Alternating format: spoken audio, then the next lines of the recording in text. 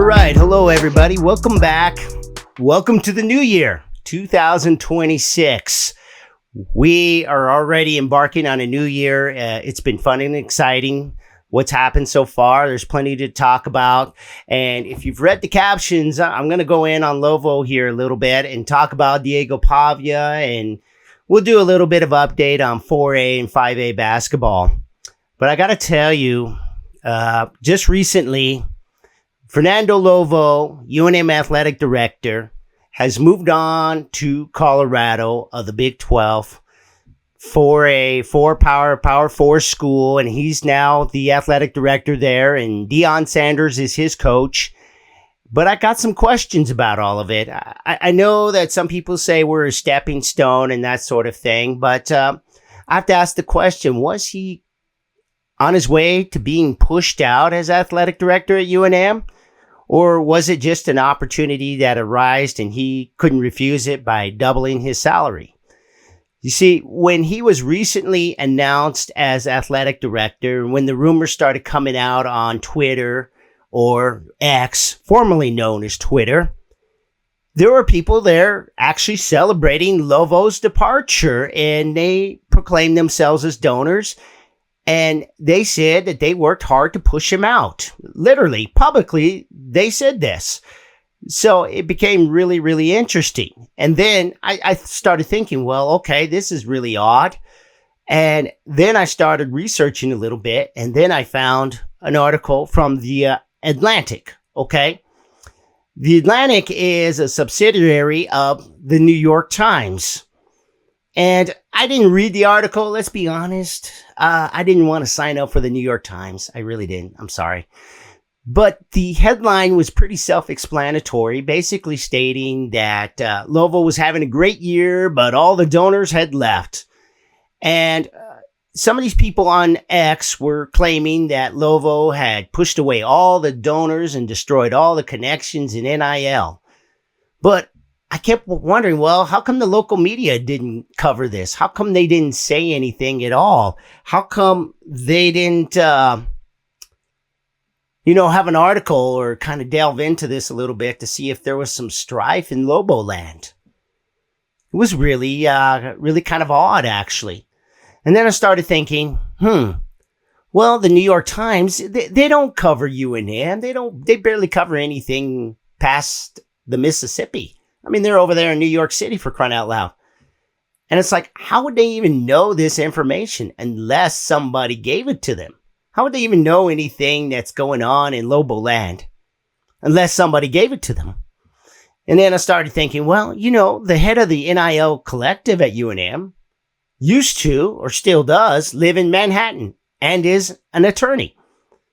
And so I started thinking, well, perhaps, and of course, this is just my opinion, and I'm speculating here, but I just couldn't help but think, well, maybe that information was fed to the Atlantic. Maybe this was an attempt to try to smear Lovo. Maybe Lovo's started realizing that maybe it's time for me to head on out and try to save my career and not get smeared here at UNM. And along came Colorado. Maybe that's what happened. Maybe that's what really happened. I don't really know, but that's just me speculating. My own personal opinion, just my own personal opinion here. Nothing more, nothing less. But it did remind me of the UNM suite scandal that happened about 8 years ago when the Lobo Club was basically running the suites and not sending an invoice to all these people who were using the suites. It got up to $500,000. $500,000. And all these people were like, oh, well, we never got an invoice. And it's like, well, how come you didn't ask how much the suites cost? How come you didn't just pay that up front? Normally, that's what people do. But it kind of gave you a glimpse into how things were operating. And of course, Larry Barker of KRQE, Channel 13 News, reported on it. And it was all kind of apparently straightened out. Maybe it wasn't. Maybe Lovo caught wind of it, and maybe Lovo said, no, we got to make revenue now. Because the things that he was doing, such as selling single suites for games and things like that. It's been kind of unheard of here in Lobo Land, basically. It's been unheard of. You haven't seen anything like that before Lovo arrived. But now he's gone. But there is possible hope. It seems like people are trying to bring in Ryan Berriman, and I don't know much of anything about Ryan Berriman or Jalen Dominguez, but I would imagine if they were good enough to do this job, they would have been hired before Lovo. And it appears that President Stokes is going to probably go for another home run hire before she retires, heads out the door into the sunset in the summer of 2026. It appears to me that she's going to try to get a really good hire and continue this momentum. And frankly, UNM needs it, or it's curtains. It's over for UNM if they don't get a good athletic director. This is a very crucial hire. And I'm sad to see Lovo go. As I said in the first podcast, the relaunch, I said, well, Lovo, if he continues this momentum, he could end up in the New Mexico Sports Hall of Fame because of the impact of what he's doing, the ideals. Now it's up to the next AD. And I think Stokes is going to go outside the state again. And I think Stokes is going to try to get a really good hire again because she now sees the blueprint. Lovo was the blueprint of what's needed here at UNM. And I think that's what she's going to do, is go out of state. So, all in jest, it just seems to me that the donors and those people that may or may not have been actively trying to push Lovo out, well, they're going to have to adjust. They're going to have to adjust. Because you can't help but wonder if they were getting these perks this whole time, and now they're going to have to adjust. And it seems obvious to me that fan engagement in college athletics is going to be more important than ever because it's now revenue sharing. And that's what UNM is going to need for sure. That's what UNM is going to need, is you, the fans, getting engaged more. And UNM is going to have to reach out to the fans to get that and to make that possible. So, we'll wait and see what happens here with Lovo now that he's gone. We'll see who the next guy is. And we'll see if UNM can continue this momentum. But keep an eye out for these donors because they seemed pretty happy that Lovo was gone. And it seemed kind of very surprising to me. So keep an eye out for that. And of course, I was just speculating. But it seems like they were working behind the scenes, and there seems to be some dots connected there. And so it's definitely something interesting to watch. And so we're going to move on.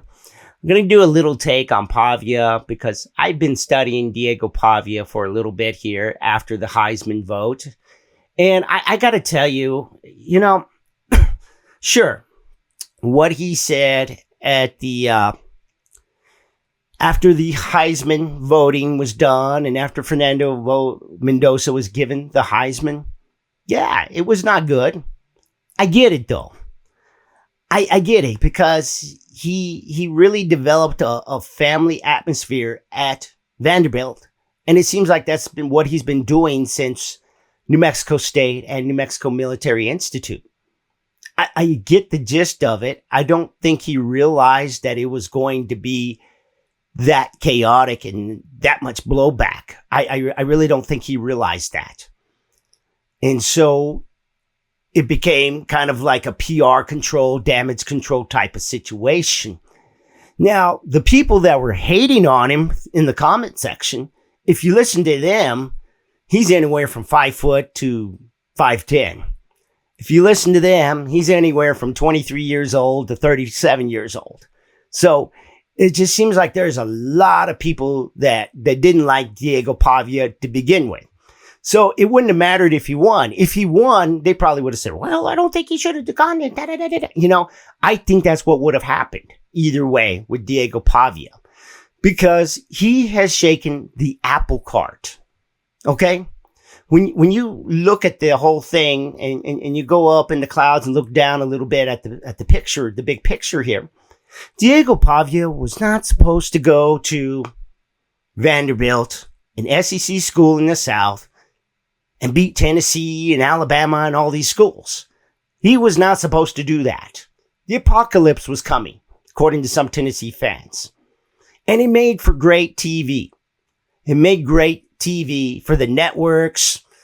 They focused on his mother. They focused on his brothers and this and that. We know more about his brothers and his mother than we know about any other college football player out there.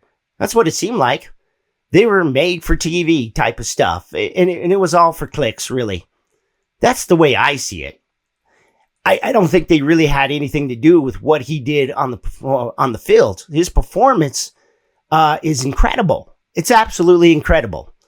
You know, you go from a high school player here in Albuquerque, and I remember him as a high school player at Volcano Vista High School here in Albuquerque. And you go to New Mexico Military Institute as a walk-on.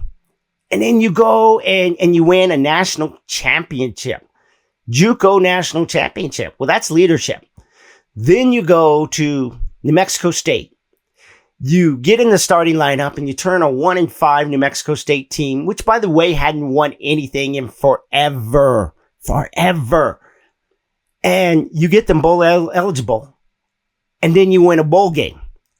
You come back the next year and you get them their first 10-win season in forever. I mean, just go Google New Mexico State football history. They've been playing football for probably about 100 years. And they've never been good at it. That's the truth. They've never been good at it. UNM's never been really good at it either. Excuse me. But that's the truth. That's leadership. That is complete, total leadership right there. That's the honest to God truth. That is leadership. Then you go in I believe it was the spring, he had to get 21 credits. That's like a whole entire semester course load. And the guy goes and gets it done in order to get to Vanderbilt. Okay, just to get into Vanderbilt, a very prestigious academic school. He did all of that just to get to Vanderbilt when he could have just as easily gone to Nevada and maybe competed for a Mountain West championship. No, he decided he wanted to go to the SEC.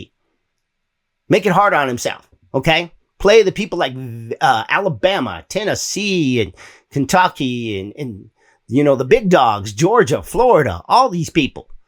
All the big schools, right? The SEC and the Big Ten are the big schools in the country. They are the cream of the crop.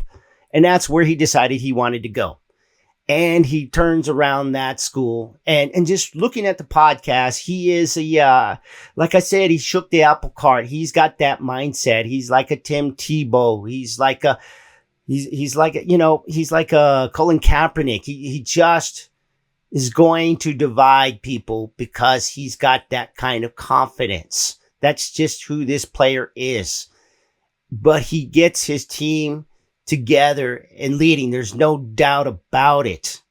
Okay? That's his number one aspect, and that's what's going to get him drafted in the NFL.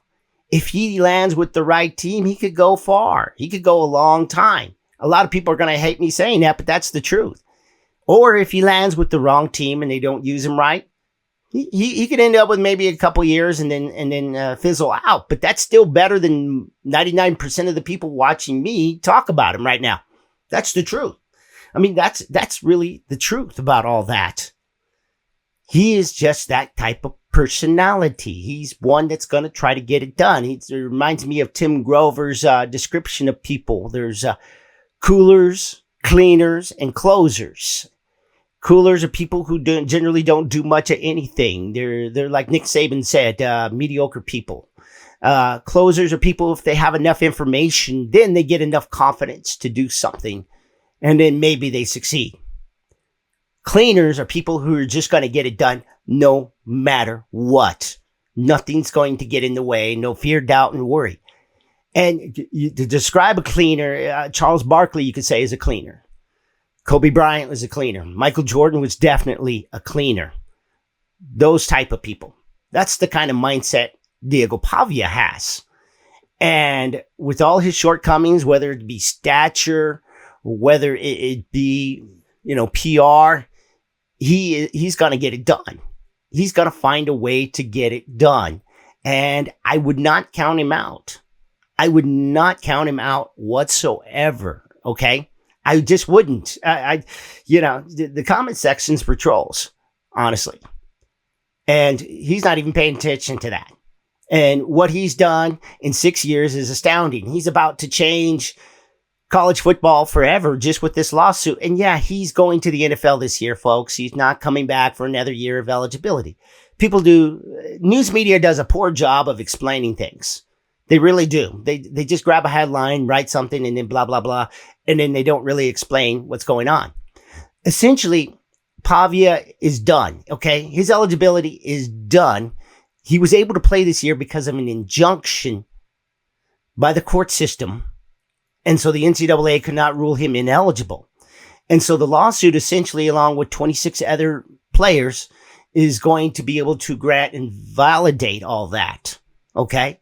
And once he's done and they lose, well, then he got his 6 years and that's it. But if he wins, it could mean the door is going to be wide open for other players to go about 6 years like he did. That's what it could mean, because the JUCO, NJCAA, I believe it is, and the NCAA are two separate jurisdictions, two separate associations. And so if one goes to JUCO, their eligibility won't count in the NCAA if Pavia wins. That's the rub here. That's the big rub. That's huge. That means a lot of players are going to get a lot of chances to go a long time. And with revenue sharing and NIL, that is generational wealth coming their way at the ages of 21, 22, 19, 18, 20, whatever. It's going to change everything for those players. It's going to change so much. And so, like I said, he came to shake the apple cart, came to shake it. And a lot of people are pissed. And yeah, he didn't do some things very brightly. He didn't say some things very nicely, like the nightclub incident with the F Indiana. Yeah, I get it. I'm sure we all would want to say that if we're Pavia fans. I'm sure people would want to say that if Pavia won, F Vanderbilt, And I don't think that was meant for consumption either. I really don't. But it came out there and somebody got some views and it went viral. And that's what it is. A lot of us have public and private personas, especially athletes who are in the public all the time. They have private personas. And so I think it's unrealistic to expect them to be perfect all the time and expect them to not say things like that. I think that's extremely unrealistic. So, with that all being said, Pavia is definitely somebody I'm going to keep an eye on. And I think he's a leader. And I think GMs in the NFL are going to see that. And I think that he can definitely do some things. And I think he's going to be another one of those players, just like Tim Tebow was in the NFL. And just like Colin Kaepernick, these are people that divide people and will create lots and lots of discussion. And it'll be a lot of interesting times ahead of us as long as Pavia continues to play football. So let's move on. Let's move on to 4A and 5A. And I got to look at my cheat sheets a little bit. And I got a complaint with Max Preps. I don't know why you got to put all the 4A, 5A, and 3A schools together and mix them up to do some kind of rankings here.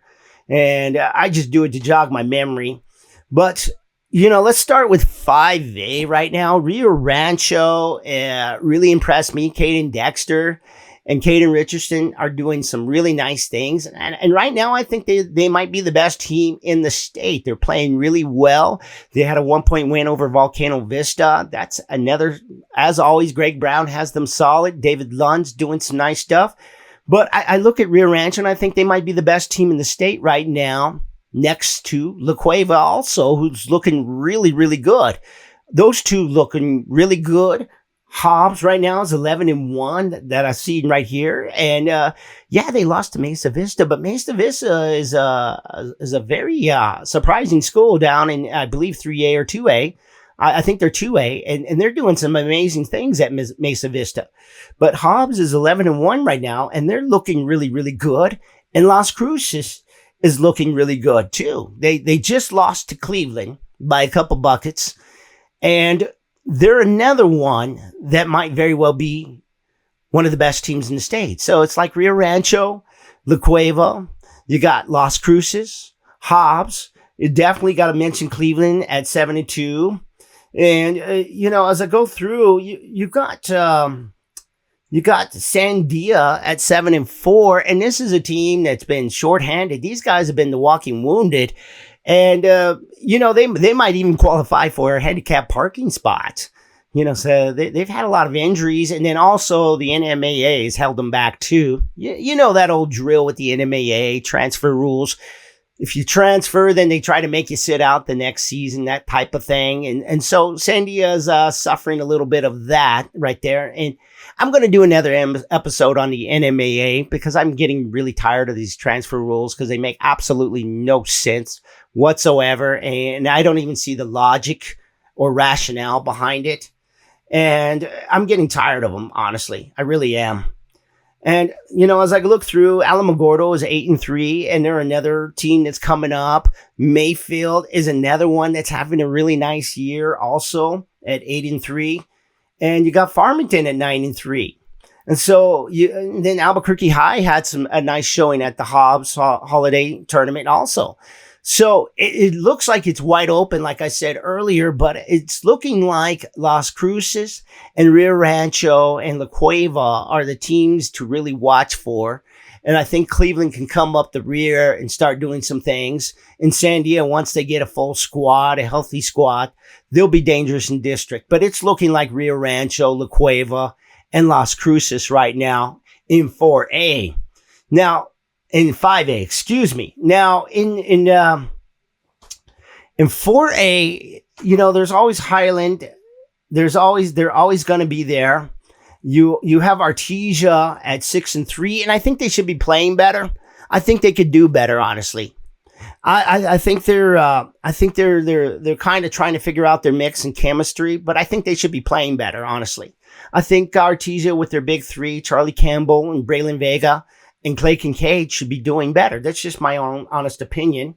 And I was just kind of wondering about Academy. Academy is another one I watched online. And, they focus too much on threes. They need to take advantage of Hunter Amy, his 6'10 frame. He's a mismatch for everybody, and they should be taking advantage of that. So with that, they should be winning some more. And Carlsbad is another one in 5A I forgot to mention. They've been getting some nice wins also at 7-3. I forgot to mention them. You see, I'm looking at my cheat sheet. There's just a lot of teams here that are all right here in the 7-3 range and that sort of thing. And they're doing well. Taos at 9-2 is doing really well also. And you also have Del Norte, which is a real force this year. And like I said in the other podcast, they're doing really well also. And I'm looking for them to do some stuff. But, as I keep looking through here, just to make sure I didn't forget anybody, it's going to come down to district play. The Metro tournament is going to start separating schools. We're going to start seeing who's the best. And usually the one that wins the Metro tournament is usually the one that's going to be in the state final. It's almost like clockwork every year. It's almost like that. You can almost count on that for sure. And so the Metro, which is starting on Tuesday, is going to be at different various high schools here in Albuquerque. It's going to be a 16-team tournament. You can look up the bracket. You can look on my Instagram, Russell Lee Groulet, and you'll find the bracket there along with my Facebook page. You'll find that there also. I'll put it up on Twitter for you guys also on Twitter. You can find out the bracket and the times. It's going to start on Tuesday. It looks like all the first round games are going to start at like 5:15 and 7 o'clock for all four locations. You'll have to buy the tickets online. They're $5 plus fees now. You can go to APS Athletics, and you will also have to adhere to the clear bag policy with APS Athletics. Yes, they got a clear bag policy now. So you'll definitely have to check all that out and get that information. And you just buy the ticket, pay with your credit card or debit card, and it will show up in your email.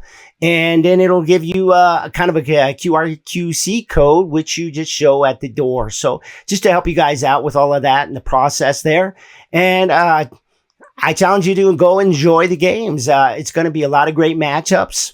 And oh, by the way, congratulations to Hope Christian's Jim Murphy, 900 wins, top 40 all-time wins in all of high school basketball in the nation. Congratulations to him. At this rate, if he can win about 25 games a year for the next 4 years or so, he'll catch 1,000 wins, and that should put him in about the top 15. So exciting times now. And hopefully you're all doing good. Hopefully you're not suffering from the flu like I did for a couple weeks. And hopefully we have a great 2026. I think it's kind of wrapping up. I can feel the energy around people now. They're getting excited a little bit. And I think we're going to have a great year, a great season, a great strong season. Also a shout out to New Mexico JC, ranked number 17th in JUCO nationwide. Congratulations to them, doing awesome. Eastern New Mexico, who just won against Western New Mexico this afternoon. Again, that was a big, big win for them. 12-game winning streak. They are ranked number 24th in the country in Division II NCAA basketball. So that's really exciting. They've got two nationally ranked teams, St. Mary's and somebody else, 14, who are ranked 14th and 20th in the country, coming to the Loy over in Portales on the Eastern New Mexico campus. So I'm going to be there for one of those.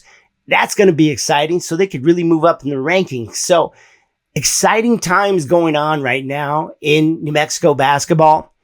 And I hope you tune in for the next episode. We'll have another one in about a couple weeks. And I hope you tune in for that one. And I hope you enjoy this one. So I want to thank you for watching. And I want to thank you for playing. You guys have a great day and a great 2026. Let's kick this off right. Talk to you later. Bye.